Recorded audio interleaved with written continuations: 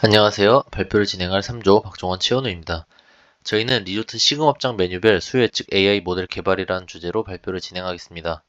이 프로젝트는 리조트 내 여러 시금업장에서 메뉴별로 어느 정도의 판매량이 발생할지를 미리 예측하고 식자재 낭비를 줄이고 인력 배치를 효율적으로 하기 위한 AI 모델을 만드는 것이 목표입니다. 발표 목차는 다음과 같습니다. 첫 번째는 경진대에 대해서 간단히 설명드리고, 두 번째는 EDA 요약과 데이터에서 발견한 패턴을 말씀드리겠습니다. 세 번째는 성능 개선을 위해 어떤 피처 엔지니어링과 모델 변경을 했는지, 네 번째는 최종 결과와 리더보드 성적을 공유드리고, 마지막으로는 이번 프로젝트의 시사점과 한계를 말씀드리겠습니다. 먼저 경진대회 설명입니다. 해당 대회는 데이코너에서 진행된 식음업장 메뉴 수요 예측 AI 온라인 해커톤입니다. 실제 리조트에서 수집된 매출 데이터를 활용하고 메뉴별 일자별 매출 수량을 예측하는 시계열 회귀 문제입니다. 저희는 LG 에이머스에서 개최한 1661명이 참여한 대회에서 모델을 개발하고 성능을 비교했습니다. 경진대회 제목과 목표, 그리고 문제 유형 및 평가 지표를 정리해 보겠습니다. 첫째, 실제 시금업장에서 발생한 과거 매출 데이터와 외부 요인을 분석해서 각 메뉴의 미래 매출 수량을 예측하는 것이 목표입니다. 둘째, 평가 지표로는 웨이트 SMAP를 사용합니다.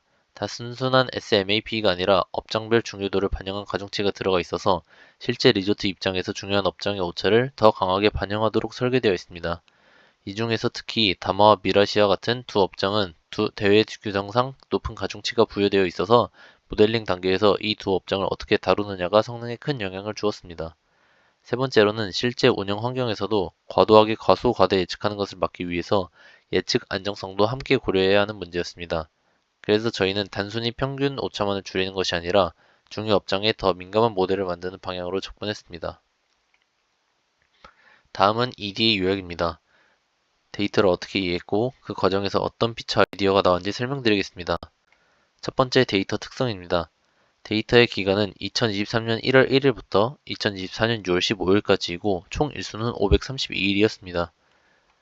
리조트 내 영업장수는 9개, 메뉴는 총 193개로 영업장명, 메뉴명 조합 기준으로 보면 하나의 시계열이 수백 개 존재한다고 생각했습니다. 각 행은 영업일자, 업장, 메뉴 데이터로 구성이 되어 있고 여기에 요일, 월, 공휴일 여부 등 기본적인 날짜 정보가 포함되어 있습니다. 대회에서 제공된 베이스라인 모델은 LSTM 기반 시계열 모델이었고 저희는 이를 참고하되 이후에는 트리 기반 회귀 그리고 피처 엔지니어링으로 방향을 정했습니다. 이때까지의 등수는 826등이었습니다.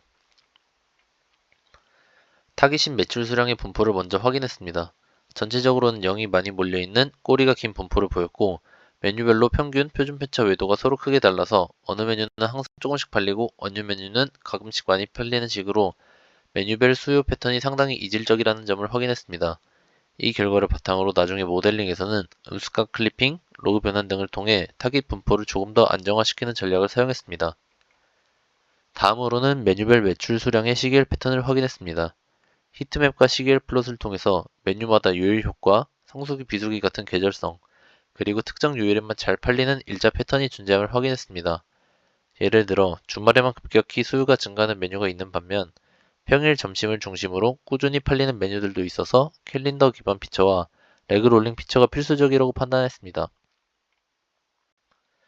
또 하나 중요한 포인트는 매출 수량이 0인 구간입니다. 단순히 수요가 없어서 0인 날도 있지만 실제로는 메뉴가 더 이상 판매되지 않는데도 0이 계속 이어지는 구간이 있었습니다. 이런 구간을 그대로 학습시키면 모델이 그 메뉴를 원래 수요가 없는 메뉴로 잘못 학습하게 되는 문제가 생깁니다. 그래서 저희는 메뉴별 시계열에서 0이 길게 이어지는 구간을 추적해서 아예 메뉴가 내려간 이후에 0의 학습은 제외하거나 직전 평균값으로 대체하는 등 영업 중단 구간과 단순 수요 부족 구간을 구분해 처리했습니다. 특정 영업장 메뉴에서는 눈에 띄는 극단치도 많이 발생했습니다. 예를 들어 특정 날짜에만 주문 수량이 비정상적으로 높거나 매출이 갑자기 튀는 경우가 있었습니다. 이런 값들은 그대로 두면 모델이 그 값에 끌려가서 불안정한 예측을 할 수 있기 때문에 상하위 몇 퍼센트 구간을 잘라내거나 롤링 평균 기반으로 완만하게 치환하는 방식으로 극단치 완화하는 작업을 수행했습니다. EDA를 통해서 정리한 결론은 다음과 같습니다. 영업장별 메뉴명 조합이 193개로 많기 때문에 업장과 메뉴를 분리해서 도메인 피처를 만드는 것이 필요하다. 두 번째는 음수 극단치 같은 이상치는 그대로 두지 않고 스무딩 기법을 사용해서 완화하자. 세 번째, 날짜 기반으로는 연도, 월, 요일, 공휴일, 주말, 일부 등 기본 피처뿐만 아니라 레그를 통한 변수와 이동 평균 같은 시계열 피처를 적극적으로 만들자. 네 번째는 업장 메뉴 그룹화, 계절성 요일 패턴을 반영하기 위해서 메뉴 카테고리, 사인 코사인 기반 시즈널리티 피처 등 추가로 설계했습니다. 이러한 분석 결과를 토대로 다음으로 설명드릴 피처 엔지니어링과 트리 기반 모델로 전략을 정했습니다. EDA 이후 대회에서 제공된 LSTM 베이스라인과 저희가 직접 만든 간단한 LGBM 라인을 비교했습니다. 여기 보시는 것처럼 처음에는 리더보드 기준 826등이었는데 캘린더 피처와 기본적인 레그 피처만 사용한 LGBM 베이스라인으로도 561등까지 순위를 끌어올렸습니다. 이 경험을 바탕으로 복잡한 딥러닝을 통해서 탁월한 피처 엔지니어링과 여러가지 모델을 효과적으로 사용해 봐야겠다고 생각했습니다. 이제부터는 성능 개선과 여러가지 모델을 비교해 봤습니다. LGBM만 사용하는 것이 아니라 XGBoost, CapBoost, 랜덤 포레스트 등 다양한 회귀 모델들을 실험해 보았습니다. XGBoost, CapBoost 같은 모델은 비선형성을 잘 잡고 피처 간 상호작용을 자동으로 포착한다는 장점이 있었지만 대회 평가 지표인 웨이트 SMAP를 기준으론 저희가 튜닝한 LGBM보다 큰 우위를 보이지 못했습니다. 랜덤 포레스트와 엑스트라 트리는 거저값에선 비교적 강했지만 업장 메뉴별로 민감하게 반응해야 하는 패턴을 잡는 데는 다소 한계가 있었습니다. MLP 레그레셔 같은 단층 신경망도 시도했지만 데이터 전처리와 하이퍼 파라미터 튜닝 대비 성능 이득이 크지 않았습니다.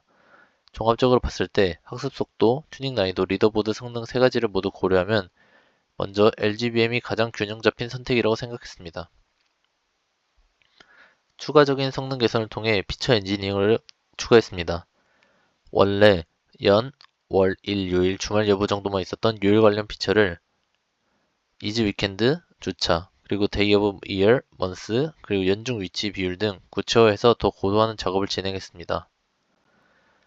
단순한 롤링민 중심의 7일 평균 같은 피처들을 다양한 윈도우를 대해서 민과 중앙값, 그리고 최대 최소값, 그리고 99%, 95% 상위값들을 피처를 추가해서 시계열 레벨의 변동성, 꼬리값을 폭 넓게 반영했습니다. 또한 기존 과정에서 없던 각 피처들 간의 비율 피처를 추가해서 최근값이 과거에 비해 높은지 낮은지를 명시적으로 제공했습니다. 그리고 단순 업장명, 메뉴명 변경이 아니라 상위 카테고리 음식, 음료용품, 대여와 같은 상위 카테고리, 국, 탕류, 맨류, 주류, 커피, 도구류 같은 세부 카테고리, 그리고 레스토랑과 카페, 연예, 주막 같은 카테고리화를 통해서 다모와 미라시아 같은 평가 가중치가 큰 매장을 별도로 적용했습니다. 이를 통해 유사 업장은 비슷한 패턴으로 묶여서 데이터 효율을 올리고 SMAP 평가 구조를 피처 엔지니어링 학습에 반영했습니다. 28일 히스토리에서 상위 99% 기준으로 윈저라이징을 진행했습니다. 극단치를 처리할 때 LGBM과 딥러닝 모델에서 극단값이 끌려가지 않게 하기 위해서였습니다. 제로 구간 윈도우 필터링을 통해서 미래 7일의 합의 영인 윈도우는 학습에서 제외했습니다. 이는 전부 영인 기간은 모델 학습에 거의 정보가 없어서 제거하기 위함입니다. 마지막으로는 모델 앙상블이었습니다.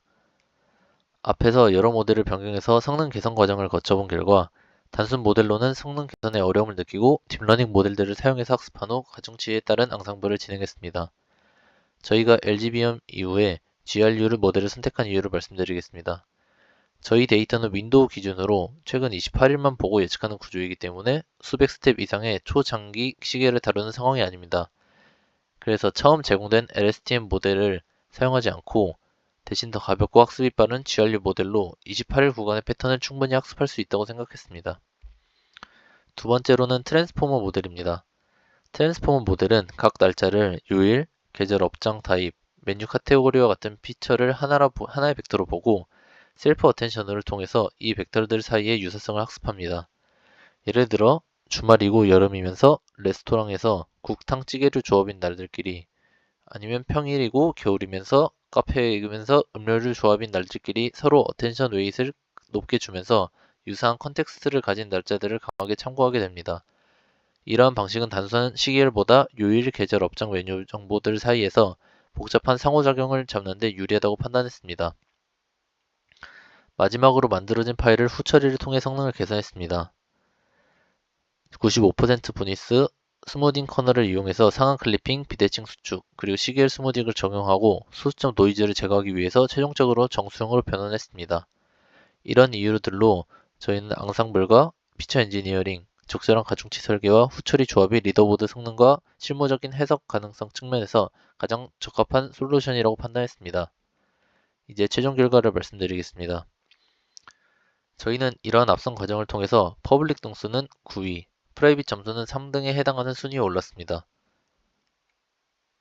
결론입니다. 초기는 단일 트리 모델, 그리고 기본 캘린더 롤링 피처 위주 구조로 접근했지만 이후 캘린더 시계열 그리고 도메인 피처를 대폭 확장하고 세 가지 모델을 결합한 하이브리드 앙상블로 발전했습니다. 이 과정에서 여러 모델의 변경만으로 시도해보고 그리고 여러 가지 피처들의 중요도 선수를 매기면서 여러 과정을 거쳐보았습니다. 특히 메뉴명 업장명을 실제 외식 도메인 카테고리로 해석하고 윈도우별 극단치를 제어하고 클리핑, 수축, 스무딩 등의 평가 선식에 걸맞는 데이터 특성을 후처리를 하면서 리더보드 성능뿐만 아니라 현실적인 수요 곡선을 만들어내는 예측 모델을 생성해 볼 수 있었습니다. 아쉽게도 대회 특성상 외부 데이터를 사용하지 못해서 한계가 있었지만 향후에는 외부 정보, 날씨나 프로모션 같은 추가적인 멀티모델 피처와 환경에 제약이 없다면 시계열 전용 딥러닝 모델과 하이브리드 앙상블을 시도해 볼 수 있을 것 같습니다. 이상으로 발표를 마치겠습니다. 감사합니다.